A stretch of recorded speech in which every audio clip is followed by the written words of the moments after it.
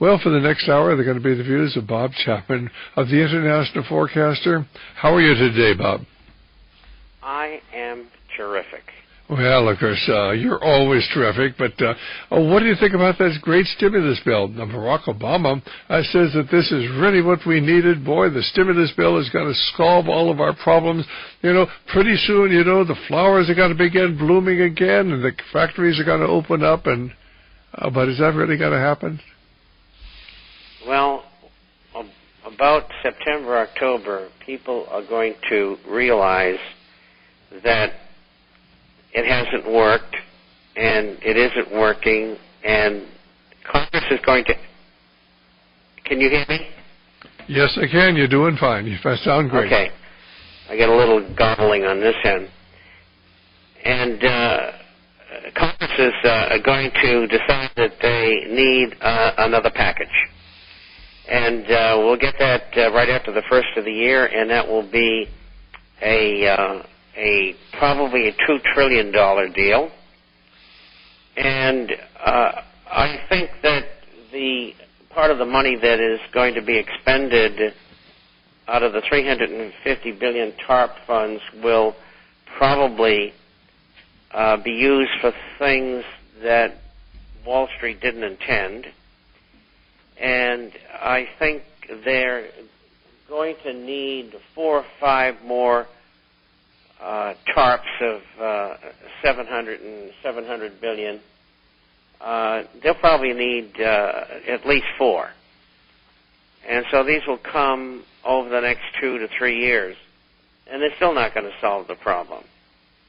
And one of the problems with the stimulus bill is it's just so loaded with pork. And they've tried to make everybody happy, and in the process dispersed the money too widely. I think it should have been concentrated in consumption. I mean, that's what we need, consumption to manufacture, to rebuild the inventory, and so on. So instead of giving a couple $800 credit on their taxes, which won't come into gear until next April or May, then what they should have done is given them a credit of perhaps $1,500 or $2,000 now in the form of a check, and allowed them to jack up the economy.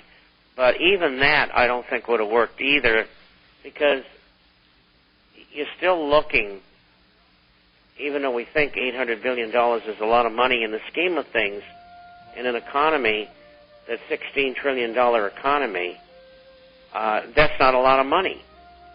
And it is money, but it's not what's needed. Well, I certainly agree with you. Did you say we have a $16 trillion? Is the GDP up to 16, or what is the GDP now? Well, it's probably backed off from there. It's probably around 15. All right, fine. Well, anyway, our guest today is Bob Chapman, the International Forecaster. And, of course, they're talking about, well, there's only $786 billion, but it's going to take trillions more. And nobody ever asks, where's the trillions of dollars coming from? We don't have it. Are we going to borrow it? Are we going to manufacture it? Are they going to create it out of thin air? Are they going to destroy the value of our currency? And I think they are. Well, this is Dr. Stan here at Radio Liberty. Our guest today is Bob Chapman of the International Forecaster. We're talking about the stimulus bill, and Bob has said that he doesn't think the stimulus bill is going to do that much, that it's going to be the first in a series of massive outputs of money that's going to be demanded by the government. Each time we're going to be told, if you don't pass this bill, things are just going to get worse. Remember what they told us last October? If you don't pass this bill, there are going to be troops on the street. The whole country is going to go into chaos by next Monday. You've got to pass this bill. That was October 3rd. And they said, if you vote against this bill, why? There's going to be a chaotic situation, and more people are going to lose their jobs. And a lot of the Republicans voted against it. And sure enough, just like Mr. Paulson said, when things got chaotic and more people lost their jobs, But it wasn't because they voted against it. It was because it wasn't going to do any good. It wasn't designed to do any good. It wasn't designed to try to stop the cascading loss of home loans. That was almost 5 months ago, 4.5 months ago, and they still haven't done anything about the housing mess. And yet they know that's the cause. Now, why would they have gone 4.5 months when they had the money? Congress gave them the money. They couldn't even give away $350 billion of it. They tell us, oh my goodness, the financial system's shut down. There's no money there. There's no money to loan. Yet the banks wouldn't take their money when they would offer it to them. What's wrong with this scenario? And I would ask you that, Bob. If the banks don't have any money to loan, why wouldn't they take the money that the government was offering them at a minimal interest cost? Because there's not an ongoing problem with the banking community at the moment. But the problems are there. We're still talking $3.5 trillion of banks are offside. They just haven't owned up to it yet, but evidently it's not as pressing as the other matters of getting the economy jacked up. But it's more about politics in here than anything else. It's about vote buying from the public. And that's the nub of the thing. And they're going to keep on doing that. This public, making the public happy, or their financiers happy, the politicians. And, that's going to continue. And that's part of all this largesse that's going to be spilled out over the next 2 or 3 years. But, once they've done it 2 or 3 times, the public's going to say, forget it. And at that time, there'll be terrible hyperinflation. We'll still be in depression. Hold that thought, and Bob. Finally, hold that thought. We'll be back in just a moment here. Well, this is Dr. Stan. I guess there's Bob Chapman from the International Forecaster, and Bob simply pointing out that after we've given them not only this $86 billion, but then the next trillion, and then the next trillion after that, and maybe another trillion after that, and of course by then they will have totally destroyed the value of our currency and got us into hyperinflation.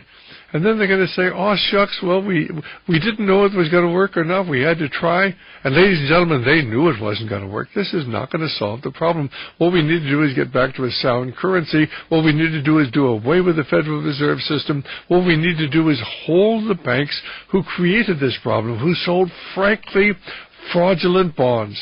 If you and I were to sell a fraudulent bond, we would be, forced to take it back and put in prison. But the bankers, of course, who actually were selling the fraudulent bonds, nothing's being done. In fact, we're rewarding them by giving them massive amounts of money and being allowed to, of course, retire with golden parachutes. Go right ahead, Bob. Well, there's very few people who are running these financial firms who are not going to find a way to get paid off. And, if they can't get their parachutes and other things, then the Illuminists will find a way to pay them. Yeah, I was reading, I think it was 700 people who work for Merrill Lynch. Got each one at least over $1 million, while the firm was losing $26 billion. If we're going to reward them for doing such a poor job and losing $26 billion, why should they be getting massive bonuses? Why? Because, ladies and gentlemen, you and I are going to pay them. I mean, after all, Merrill then was turned over to Bank of America, and we're going to have to give Bank of America the money to make up for it.